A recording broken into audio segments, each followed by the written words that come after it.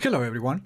In this video, we're gonna cover all the new features and changes included on Windows 10 version 2004. This is the 9th major update that Microsoft is releasing for Windows 10, and it is an incremental update that delivers a bunch of new improvements and a few new features. There is a lot to cover, so let's just dive into it. Before we move on, make sure to remember to check the video description section to get updated information about the release date and the steps to get this new feature update.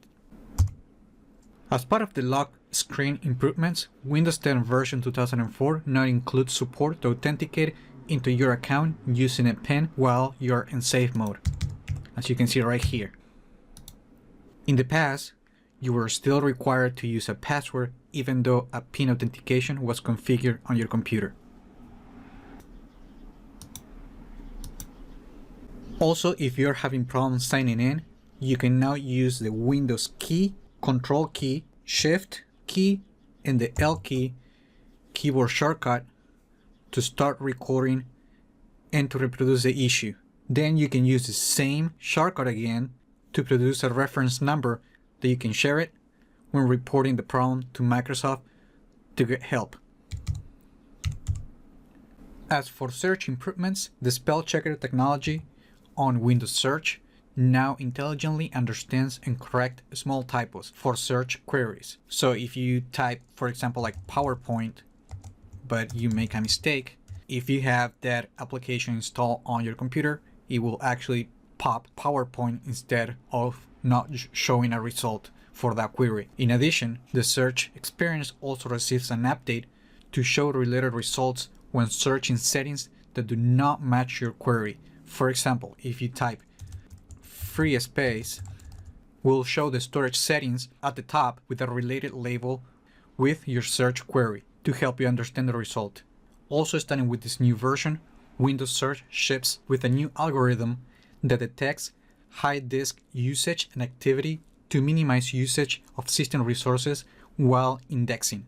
This means that to minimize performance issue, the indexer for Windows 10 will now stop or throttle when gaming mode, power saving mode, or low power mode is enabled. Also, when the device is waking up after being in a low power state, logging on, or you go from AC to DC power, the CPU usage goes above 80% or disk usage goes above 70%, as well as when the battery charge is less than 50% or the display state goes to screen off.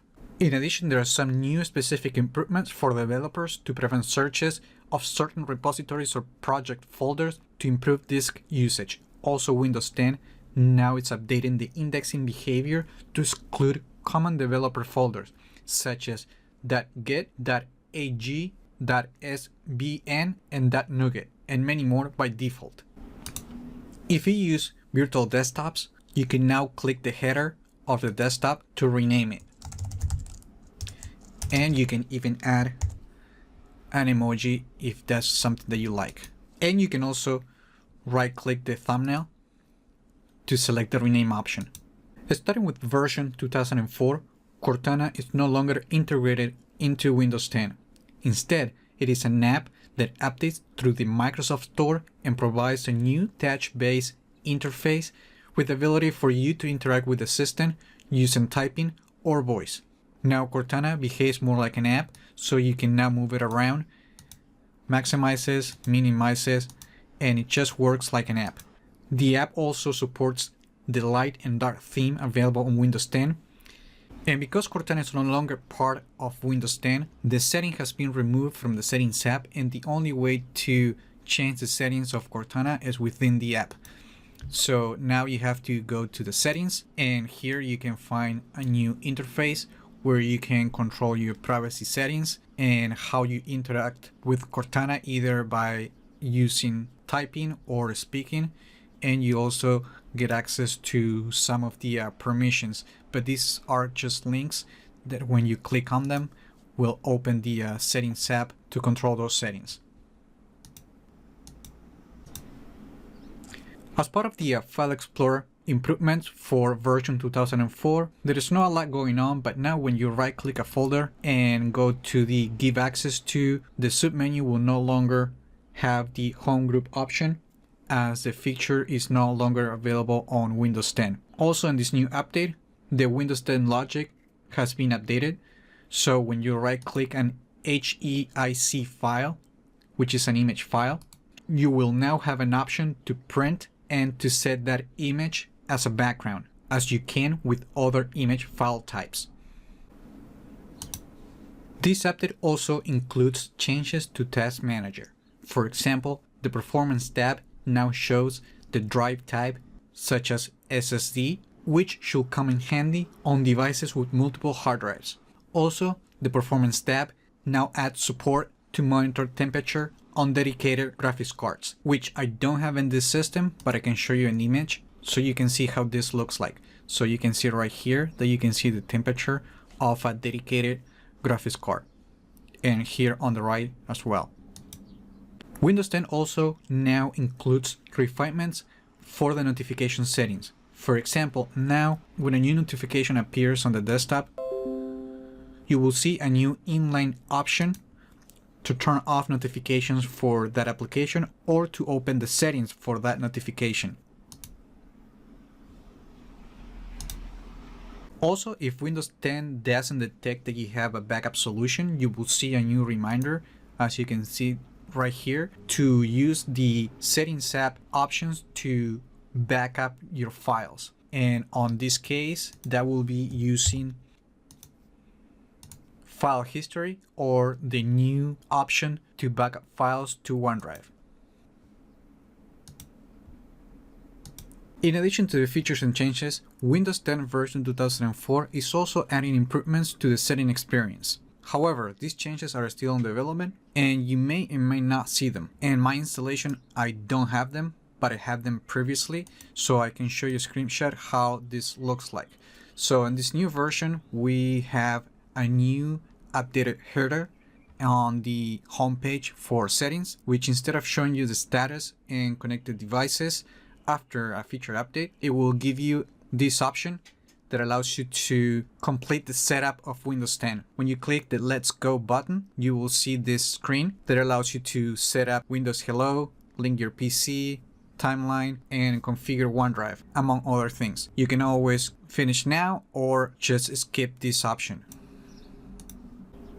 Okay, so now let's dive into the other changes for the Settings app. On version 2004,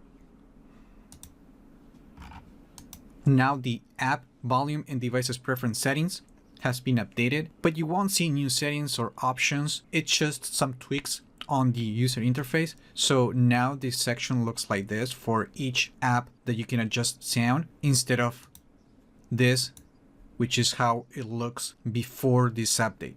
So that's the biggest difference on this new version of Windows 10. In notifications and actions, now there is a new option to disable the post-upgrade setup page under the notification section, which is this one. On storage, now when you look at the bottom of the page, you will find a new option to see the backup settings.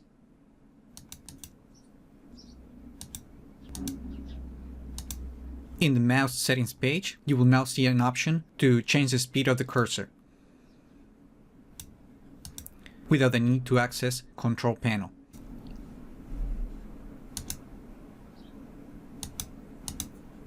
In addition, this feature update is adding changes to the optional feature settings to make them more useful, including the ability to select and install multiple optional features at the same time.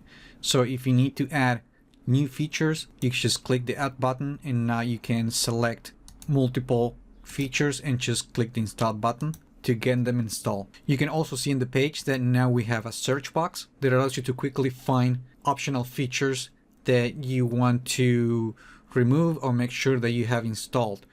Also, there is a sort by menu that allows you to sort all the optional features by name, install site, and install date. Also, now it is possible to see the install date for each of the optional feature installed on your computer and the dependencies, as you can see right here on the description section. At the top, you can also see your latest actions, and you can click this option to view a history of your recently installed features.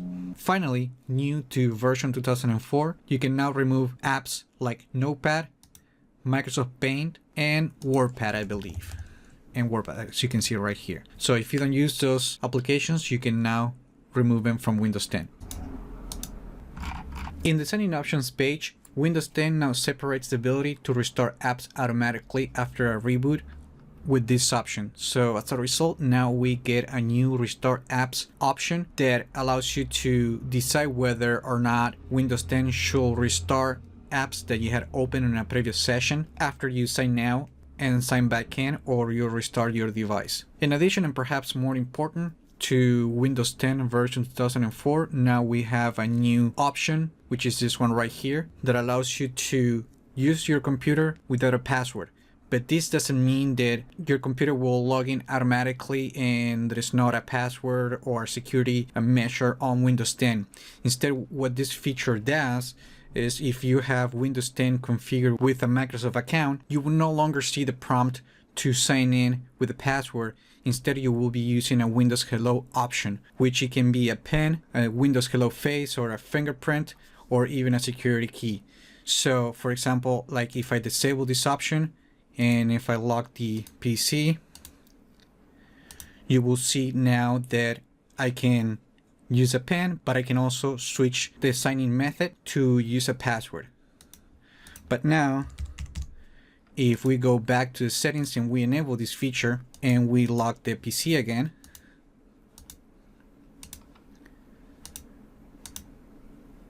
we'll see now that we have the ability to sign in with a pen, but it's not an option to switch to the password option.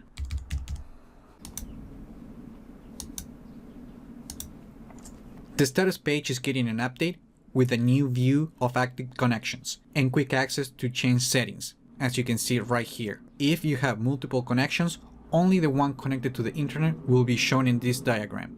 Also, you will notice that the data usage section is no longer available from the left side, and that's because now you can see how much data is being used right from the status page, as you can see right here. If it looks like you're using a lot of data, you can now click the data usage button, which is actually the option that was before in this section. And here you can create a data limit, as you used to be able in the past, for a particular network. And when you create a limit, you will get a warning when you get close or you go over that specific limit that you have configured previously. And as before, you can see how much data each application has been using on a particular app. If you have multiple network connections, they will show up right here, which you can switch and see those details here too. In addition, the Show Available Networks option now appears as a button with an icon and description. Before, it used to just be a link. And now, at the bottom of the page, you will no longer find the option to access the Networking and Sharing Center in Control Panel using the Settings app. On Windows 10 version 2004, the language page is also getting updated to make it easier to understand your current settings. In this page, you will now see a new overview section that lets you quickly know which language is currently configured. Also, each icon is actionable, which means that if something doesn't look correct, you can click to jump to those settings and update them accordingly. Also, when installing a new language, you will notice that the features are a bit clearer to understand, and when you hover over the icon for a particular feature, you will see a tooltip that will give you more information about the feature. In the Ease of Access section, now you will notice that the cursor and pointer page has been renamed to just mouse pointer, and now we have less settings, but that's because now we have a new text cursor page, which allows you to enable a new text cursor indicator, and this new option allows you to find the text cursor anywhere or anytime. So you can control the size and the colors, and if you want a different color, you can just click the pick a custom color and choose that color that you want, and that will be used for the cursor. For example, now I'm just opening the run command, and as I try to type, you will see now that we have the new cursor indicator. Also, the magnifier page now includes a new keep the mouse pointer option, which you can use to keep the text cursor at the center of the screen, or you can select it within the edge of the screen. Also, there is a new reading section, as you can see right here, which allows you to adjust the magnifier reading modifier key behaviors, and these are the available options. The experience includes 3 new ways to start reading, including play, read from here, and select text. The new version also now includes support for the dark theme on Windows 10, in addition to text sizing options. So now you can click the settings to adjust the speed and the voice used by magnifier. And you also get an option to go to the settings for the magnifier.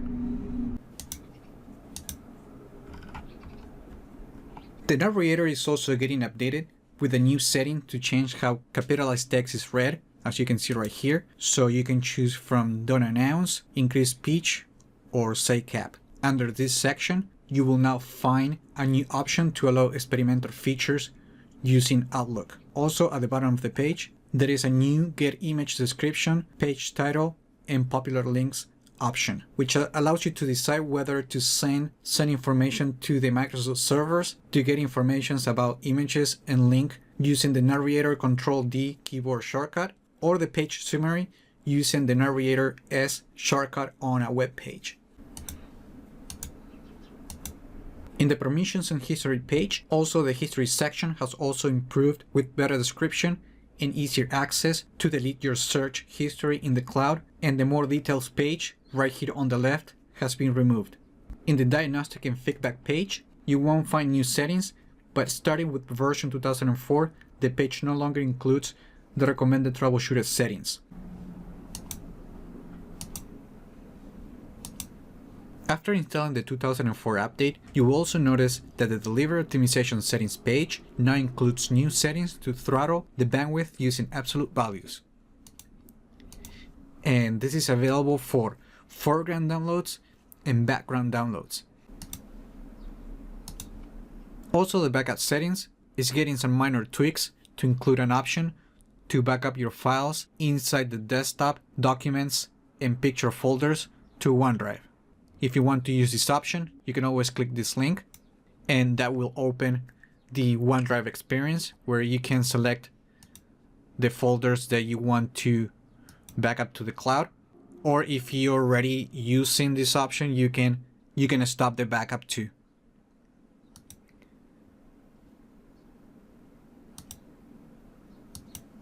Once you're done, just click the Start Backup button and your files will sync to the cloud.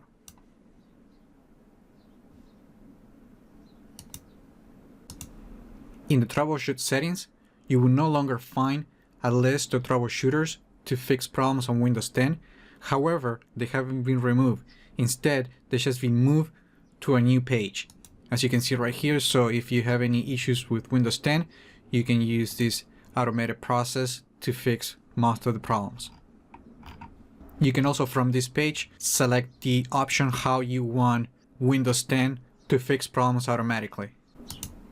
In the recovery page, the Reset This PC feature has been updated with the new Cloud Download option that allows you to download a fresh copy of Windows 10 directly from the Microsoft servers instead of using the files locally available on your device.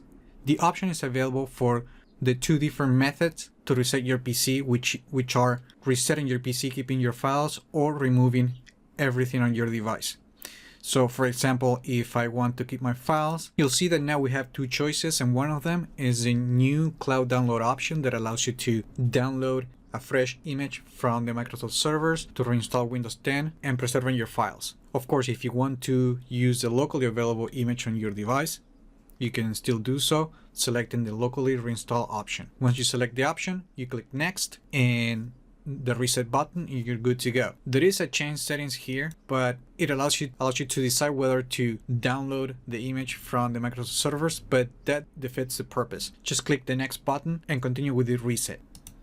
So if you want to remove everything, the process is pretty much the same, but with the difference that when you go to the change settings page, you will get 2 options. One's to confirm that you want to download and reinstall Windows 10 with a fresh copy, which you want to leave that enabled, And you also have an option to erase the drive securely, which makes it harder to recover files if you're giving your computer away. But if you're simply rebuilding the device for yourself, you can leave this off, which will take a lot less time. Then just click confirm, click next, and the reset button to complete the task. When you're using the option to download Windows 10 from the cloud, it is not a process to upgrade your device. When you're using these options, you will reinstall the same build, version, and edition that is currently installed on your device. And that was a closer look on how the new cloud download option works on Windows 10. And all the settings available in the Settings app for Windows 10 version 2004. Starting with Windows 10 version 2004, Microsoft is extending the Windows Defender ATP functions beyond the operating system. And as a result, the company is renaming Windows Defender to Microsoft Defender. As you can see right here, now you will see that reference across the operating system to reflect that this is now a cross-platform approach endpoint security.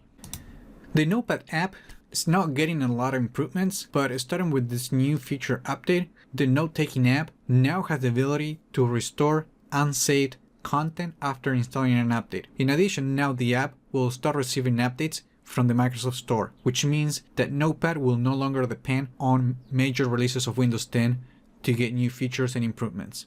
If you're a Linux user also using Windows 10, you'll be happy to know that this new release includes the new Windows Subsystem for Linux 2, which is a new version that runs the ELF64 Linux binaries, and it is now a virtual machine. This new architecture uses a real Linux kernel, and as a result, it changes the way that the Linux binaries interact with Windows 10 and hardware, while maintaining the same experience like in the previous version. According to Microsoft, this new version delivers faster file system performance and full system call compatibility, which lets you run more applications like Docker. In this new version, you will also be able to connect the Windows Subsystem for Linux version 2 networking applications using localhost. And finally, the WSL2 now includes a new global configuration options that you can apply to each distro. If you connect Bluetooth devices to your computer after this update, pairing will become a more straightforward process, as you will be able to pair devices directly from the notifications that you can see in the video without the need to open the Settings app. Also, the new feature adds a new dismiss button on the first notification to give you more control. And finally, to make the notification more useful, Windows 10 now shows the device name and category when possible, as you can see right here. Also, if you are still using the disk cleanup tool to free up space on Windows 10, starting with this new version, the tool will no longer have the option to empty the downloads folder to prevent accidental deletion of files in that folder when freeing up space. Finally, on Windows 10 version 2004, you will also find native support for network cameras to make it easier for developers to build security and safety machine learning based video analytics solutions. And that's pretty much all that's new with Windows 10 version 2004, which Microsoft may or may not call the April 2020 update or May 2020 update. Also, remember to check the extensive written guide that includes everything we looked in this video and many more details. I will be leaving the link for this article in the video description below, alongside the links to other videos about this update, such as the video on how to upgrade or remove this new feature update if it is not working correctly on your computer. Remember to like the video and leave your comments, subscribe to the channel if you haven't done that yet, and I just hope this video was informative for you, and I would like to thank you for viewing.